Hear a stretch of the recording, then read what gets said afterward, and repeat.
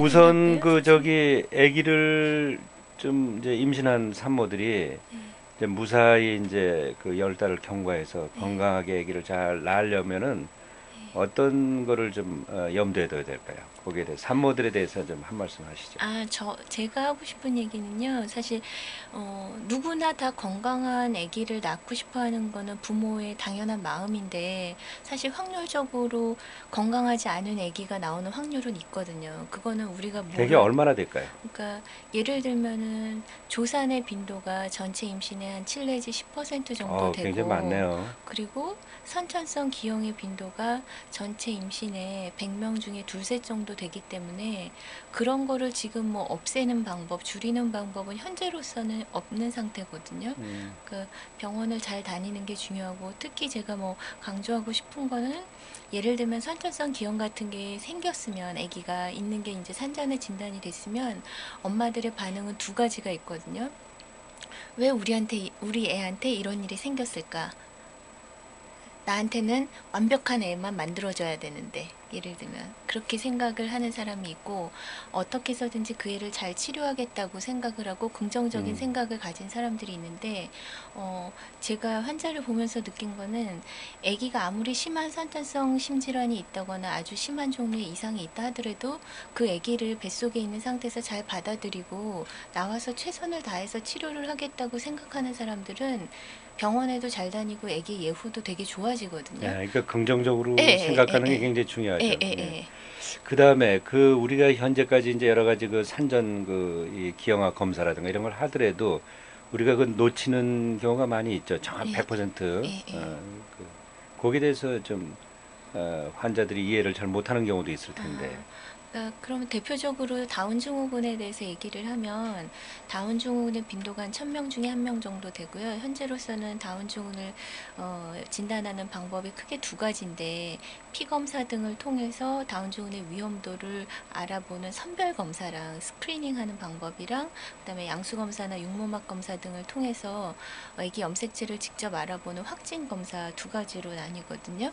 그래서 선별 검사를 해서 위험도가 높으면 확진 검사로 들어가는 건데, 어떤 경우에는 선별 검사에서 위험도가 낮아서 양수 검사를 안 했는데 실제로 아기를 낳아 보니까 다운 증후군인 경우가 있을 수가 있고, 피 검사로 현재 그런 걸 사용하고 이제 있는, 위음성이라고 예, 그러는데 예. 위음성이 얼마나 될까요? 그러니까 피검사로. 지금 하는 검사는 이제 쿼드 테스트라는 걸 많이 하는데, 임신 네 중기, 가지 이 마커를 검사하죠. 하는데, 그걸로 다운 증후군을 진단할 수 있는 디텍션 레이트가 한 80% 정도 되는 걸로 그러니까 돼 있거든요. 20%는 예, 예, 위음성이잖아요. 그죠?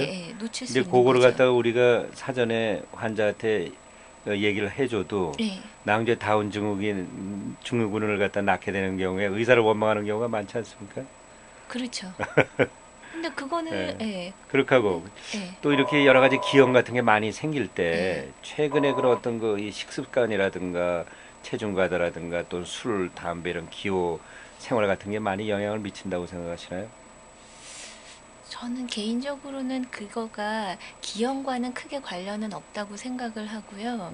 근데 다만 이제 비만이라든지 이런 거는 임신 중독증이나, 임신 어, 예후. 예, 당뇨와 같은 그 엄마 쪽 합병증의 빈도를 증가시켜가지고 수술로 갈 확률이 높아진다든지 그런 거는 맞는데, 그거가 아기의 기형을 하고는 증가시키는 것보다는, 관계없다. 예, 그리고 요새 미혼 여성들이라든가 그 또는 그 이 결혼 정년기에 있는 여성들이 담배나 술을 많이 하는데 이런 것 역시 좀 그래도 간접적으로 여러 가지 영향을 주지 않겠어요? 애기한테. 애기 아웃 그 결과. 그러니까 근데 임신 중에는 원래 담배를 많이 피면 아기가 작아지. 임신하기 얼마 전에 끊는 것이 좋을까요? 근데 그런 거에 대해서는 연구 정확한 결과가 연구가 없어요. 없거든요. 그래서 세계 여러 언제, 나라 예, 문헌을 뒤져봐도 그리고 근데 우리나라 사람들은 그래도, 여성들이 물론 담배를 많이 피기는 하지만, 외국에 비해서는 훨씬 훨씬 적고, 임신을 하면 담배를 대부분 다 끊거든요. 그건 아주 그, 좋네요. 근데 미국 사람들은 임신을 해도 담배를 못 끊는 산모들이 되게 많아서 항상, 중독성 때문에. 논문들에도 그 이 중에서 스모킹 우먼이 몇 퍼센트였다라는 게 써 있거든요. 아, 근데 우리나라 사람들은 그래도 그 전에 아무리 담배를 펴도, 담배를 많이 피는 산모한테서 나오는 애기의 특징을 한번 짤막하게 얘기해 보실까요? 상식으로. 아기 담배를 많이 피면 태반으로 가는 산소가 부족해지기 때문에 아기가 작아질 수 있습니다. 아. 저출생. 지능은 어떨까요? 아기 지능. 그건 잘 모르겠는데. 아, 그런 건 듣는데 연구 결과 나온 게 그건 잘 없고. 모르겠어요. 또 이제 그 알코올에 관한 거는 뭐 많이 논문이 나와 있죠. 네. 근데 술을 많이 만약에 임신 중에도 술 먹어도 되냐고 물어보는 산모들이 많이 있는데 네. 절대 안 된다고 낭주에 하는 그 거죠. 어떤 결과가 나올까요?